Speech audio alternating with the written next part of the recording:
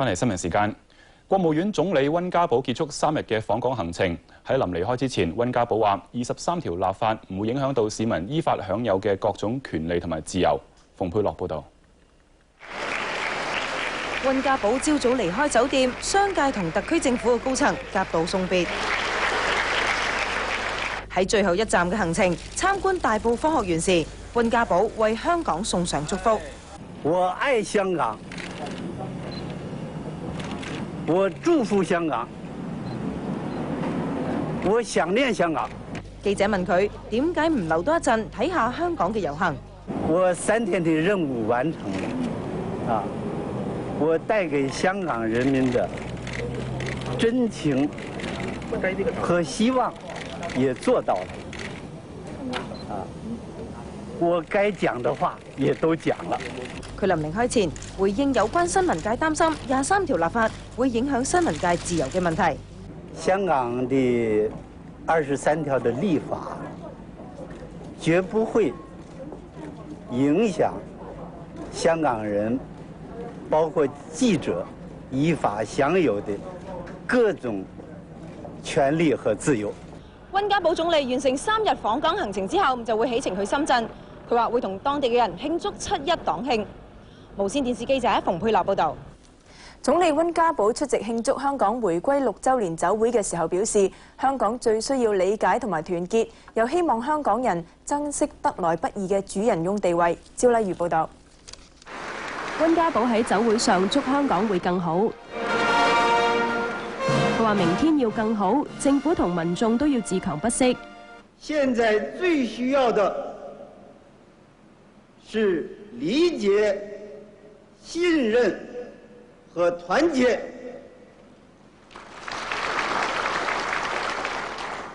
是信心、勇氣和行動。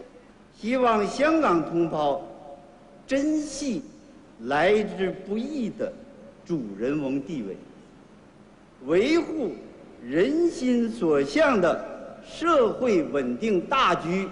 董建華致辭嘅時候，亦都承認要從疫症中吸取教訓。痛定思痛，特區政府必須刻不容緩，實事求是地依靠專家總結經驗，吸取教訓和採取行動。溫家寶同特區主要官員見面嘅時候就強調，理解、支持、信任呢啲説話，唔係淨係對市民講。這是對香港全體同胞講的，特別是對領導集體講。理解、團結和信任。溫家寶今次亦都出席咗回歸6週年升旗禮，天主教香港教區主教陳日君都有出席。無線記者趙麗如報導。再睇翻遊行嘅情況，喺大遊行出發嘅地點維多利亞公園，有好多嘅市民等咗4個鐘頭，仍然未出發。我哋記者李嘉文呢，而家就喺維園㗎。李嘉文，交俾你講下嗰度嘅情況啦。好啊，其實咧，由於出邊咧開始比較鬆動啲，所以主辦單位咧開始咧就俾啲遊行人士咧慢慢咁咧逐一遊行出去㗎啦。我哋見到咧，其實佢哋等咗幾個鐘頭咧，依家咧都仲係話咧唔係太攰嘅啫。佢哋咧話咧，如果有啲遊行咧可以向政府表達意見咧，佢哋唔介意等得咁辛苦。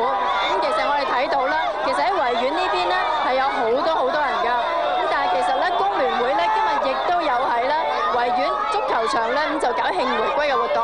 我哋都曾經過嗰邊睇過，的確咧都有人去慶回歸㗎。不過人數方面咧就明顯係少好多㗎啦。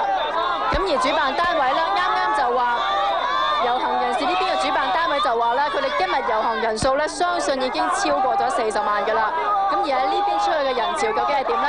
咁樣其實啲遊行人士咧去記利佐治街咧有冇混亂到啊？比較混亂，其實咧遊行隊伍咧一出維園之後就係入嚟記利佐治街呢度啦。但係其實咧本來秩序一路好良好，左手邊咧就係遊行嘅隊伍，而右邊咧就係本來係入維園嘅隊伍嚟㗎。但係由於咧人太多，警方曾經將佢哋咧要求將佢哋放喺京士頓街入邊等候。但係咧有遊行人士就話等咗3個鐘頭咧，結果都唔能夠參與到遊行㗎。最後咧喺係同警方發生過輕微嘅爭執，後嚟咧就係警方同現場嘅糾察咧，就係特別開一個位置俾佢哋插隊咧，先至可以平息咗件事。咁現場見到咧，記利佐治街呢度咧，遊行人士咧依然喺度，要塞咗好耐都未出到去繼續遊行㗎。不過佢哋都會繼續堅持落去。喺度報道係咁多，交翻俾魏以珊。好，唔該晒。反對就23條立法嘅天主教香港教區主教陳日君冇參加大遊行，係喺維園嘅藍亭出席咗一個祈禱會。佢希望社會上一時嘅對立能夠換嚟長期嘅團結。陳佩瑩報導。唔同派別嘅基督教徒同天主教徒逼晒喺維園藍亭周圍嘅地方參加祈禱會。擔心我哋自己本身嘅自由啊，同埋我哋嘅人權受到踐踏咯。天主教香港教區主教陳日君到場，佢喺祈禱會前話：係因為政府唔聽民意，所以大家要用腳嚟表達訴求。我哋希望藉着一時嘅對立咧，能夠製造長期嘅團結啦。佢又回應早前國家商務部副部長安文對部分本港宗教人士嘅批評。啲大陸咧有一次評估我哋啲信徒啊，我哋啲修生咧，多數都話咧話愛教有餘，愛國不足啊。咁而家佢話我愛教都不足喎，咁啊即係好嚴重喎，係嘛？佢一個無神嘅一個官員嚟話一個主教宗教不足咧，就都好大膽啦，咁以為有資格嚟批評宗教。佢話本來好想參加遊行，但係唔想引起大混亂，所以喺起步前就離開。無線電視記者陳佩瑩報導。喺維園，除咗有團體發起反23條遊行，同場亦都有工聯會主辦慶祝回歸6週年嘅嘉年華。莫宜端報導。參加遊行嘅人逼滿維園草地，同租用咗6個足球場搞嘅足球嘉年華形成強烈對比。大熱天時，踢波同玩攤位遊戲嘅人唔多。主辦嘅工聯會話，預計最多有1萬人參加，目的想叫人強身健體，唔係想同遊行打對台。另外，多間酒樓響應，配合同心為香港行動，今日去食飯，晚市就免費請食乳鴿。有顧客話想開心下，唔想去遊行。都係聽從政府嘅安排啊咁嘅啫，即係呢啲法律上我哋係要遵從噶嘛。只係知道遊行，但係都冇乜時間去得到，一來靠約書談唔到啊。酒樓負責人就話：俾多啲優惠係想大旺翻個市。無線電視記者莫宜端報導。河床嘅2-0贏咗奧林波，提早奪得阿根廷足球秋季聯賽冠軍。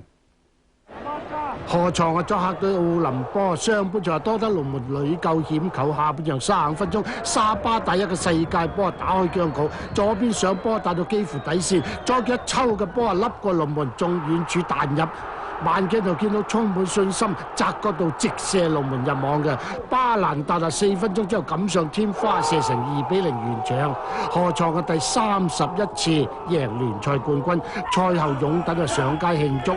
咁仲有一輪賽事，河床嘅拋離沙士飛4分啦，下一場輸贏都無關痛癢啦。新聞報導完畢啦，再會。